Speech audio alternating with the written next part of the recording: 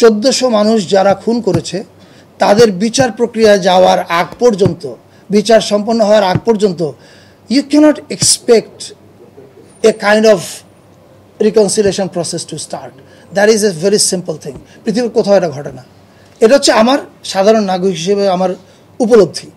R regarding the motive, that's not my job. এটা হচ্ছে Dhaka university, তারা সিদ্ধান্ত নিয়েছে তারা কি করবে। 1400 মানুষ মৃত্যু, অবশ্যই যখন এই 1400 সংখ্যাটা তো একটা আপনার কাছ থেকে যারা পলিটিক্যাল রেটরিক বলছে তারা 1400 বলবে। I'm talking about United Nations report. Bhai, please do some research. I'm talking about UN report. Please do your own research. Check. Man, please do your own research. Yeah. Well informed question with you, please. Yes. আপনি বললেন যে 1400 মানুষ যিনি খুন করেছেন। এখন কথা হচ্ছে আপনি কিভাবে বুঝলেন যে একজন মানুষ 1400 মানুষকে খুন করেছে? এটা তো কোর্ট বলবে, কোর্ট ভার্ডিক্ট করবে। আপনি সব বায়াসড উত্তর।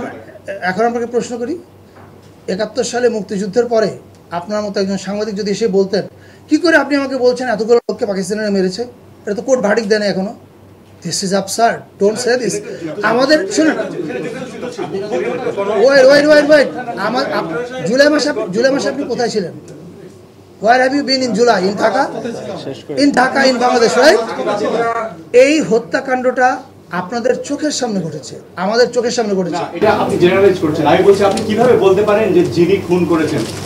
আমি আপনাকে প্রশ্নটা কি করলাম যে আপনি যদি 1971 সালের এতগুলো মানুষ মারার পরে কেউ এসে যদি বলতো, মানে আপনার মতো এই ধরনের একজন সাংবাদিক বললো,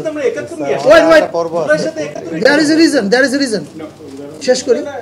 আপনি যেমন এখন প্রশ্ন করছেন, 1972 সালে এরকম একটা প্রেস মিটে একজন সাংবাদিক যদি বসে এই প্রশ্নটা করতেন, ধরেন ওই সময় আওয়ামী লীগের সংস্কৃতি মন্ত্রী যিনি ছিলেন, আমি জানি না কে ছিলেন, ওনাকে যদি প্রশ্ন করতেন, আচ্ছা এই যে আপনারা বারবার বলছেন খুনি পাকিস্তানি, এটা তো এখনো কোর্ট প্রমাণ করেনি, আপনি কেন বলছেন খুনি পাকিস্তানি? এই প্রশ্নটা কেমন দেখাবে?